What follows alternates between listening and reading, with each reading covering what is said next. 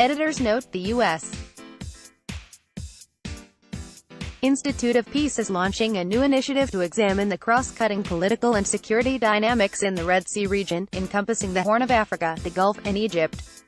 As part of this initiative, USIP will be publishing The Red Sea Rising, a new Strategic Crossroads, a series of analytic pieces exploring these dynamics, their long-term impact on international peace and security, and the implications for U.S. interests. In this installment, David Shinn, a former U.S. ambassador to Ethiopia and Burkina Faso, examines how great and regional power competition is impacting political and security dynamics in the Horn of Africa and complicating U.S. interests in the region. Shinn: Turkey and Qatar are close allies working at cross purposes with the UAE and Saudi Arabia in the Horn of Africa. They both have a different position on Iran, and the former has close ties with the Muslim Brotherhood to the consternation of Saudi Arabia and the UAE. Although Turkey initially supported the Saudi-UAE war in Yemen against Houthi rebels, it subsequently backed away from this support and is now focusing on providing humanitarian assistance. Iran backs the Houthi rebels, which further angers Saudi Arabia and the UAE. Turkey has military bases in Somalia and Qatar, and may be establishing one at Sudan's port of Swagan, across the Red Sea from Saudi Arabia. In a related move, Qatar reportedly agreed to provide Sudan $4 billion to develop Swagan. Turkey is arguably Somalia's strongest ally and is training its army. It is also a major source of investment in Ethiopia. Increasingly, Saudi Arabia and the UAE believe Turkey is trying to establish a neo-Ottoman influence in the Horn of Africa. Turkey's President, Recep Tayyip Erdogan, seems to be pursuing a policy that establishes Ankara as an alternative to Saudi leadership in the region. For their part, the UAE and Saudi Arabia launch military operations from Eritrea's port of Assab in support of their war in Yemen. The UAE has actually established a military base outside Assab. Saudi Arabia had been in negotiations with Djibouti to establish a military base, although this may have stalled because of Gulf state conflicts.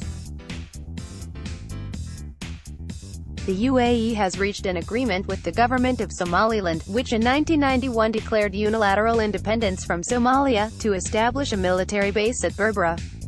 The UAE also maintains strong relations with Somalia's federal state of Puntland, which risks undermining the state's ties with the central government in Mogadishu. In the case of the war in Yemen, Sudan is playing both sides of the Gulf state conflict by providing troops and several military jets to fight alongside Saudi Arabia and the UAE. What is required diplomatically from the United States to navigate more effectively these shifting geopolitical dynamics among non-African players, who are all significant U.S.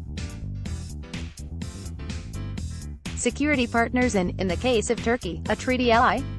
All of these developments significantly complicate relationships in the Horn of Africa, especially for the states themselves, but also for the United States, which is trying to maintain good relations with countries on both sides of the Red Sea. Although Gulf state foreign direct investment in the region and assistance in bringing Ethiopia and Eritrea together have been positive, most Gulf state diplomatic and military activity has had the effect of playing one African country against another, often with the promise of large amounts of money. Over the long term, this will further strain relationships in the Horn of Africa and add unnecessary reasons for increased conflict. The single most positive development for the United States would be a conclusion to the war in Yemen. It would end the cost of military support for Saudi Arabia and reduce humanitarian expenditures for Yemen. It might lower the interest of Gulf states in having military bases in the Horn of Africa. It would remove one of the contentious issues in the Saudi-UAE dispute with Iran, thus improving chances for political stability on the African side of the Red Sea. Political stability is in the interest of the United States and would also allow countries in the Horn to deal more effectively with extremist groups such as al-Shabaab in Somalia. Most important, U.S. diplomacy needs to be more proactive and move beyond bureaucratic stovepiping by treating both sides of the Red Sea as an integrated region. The single most positive development for the United States would be a conclusion to the war in Yemen. The prioritization of China and Russia as global strategic competitors by the Trump administration makes it difficult, but not impossible, to find areas of mutual interest and cooperation in the Red Sea region. It is difficult to separate this region from broader U.S. policy, and there are important reasons for U.S. concern about Chinese and Russian activities. China now has its only military base outside its borders in Djibouti and is expanding its naval activity from the Gulf of Aden and through the Red Sea and Suez Canal to the Mediterranean. The United States has an even larger military base in Djibouti. There has already been one controversy when early in 2018 the United States accused China of targeting pilots of American military aircraft with military-grade lasers. China is also a major supplier of arms to countries in the region. On the other hand, it has played a positive role in supporting UN peacekeeping operations in Sudan and South Sudan and supported the anti-piracy operation in the Gulf of Aden. As China continues to expand its military influence in the region, however, inevitably it will bump up against American interests. Russia is also a large supplier of arms to the region and is looking to establish a military base there. Unlike China, it has not been a significant contributor to UN peacekeeping operations, but it did participate in the anti-piracy operation in the Gulf of Aden. The government of Djibouti turned down Russia's request for a base. Sudan is holding discussions with Moscow for construction of a supply center for Russian warships in the Red Sea. The competing interests of Middle Eastern actors are not the driving force for Chinese and Russian interests in the region.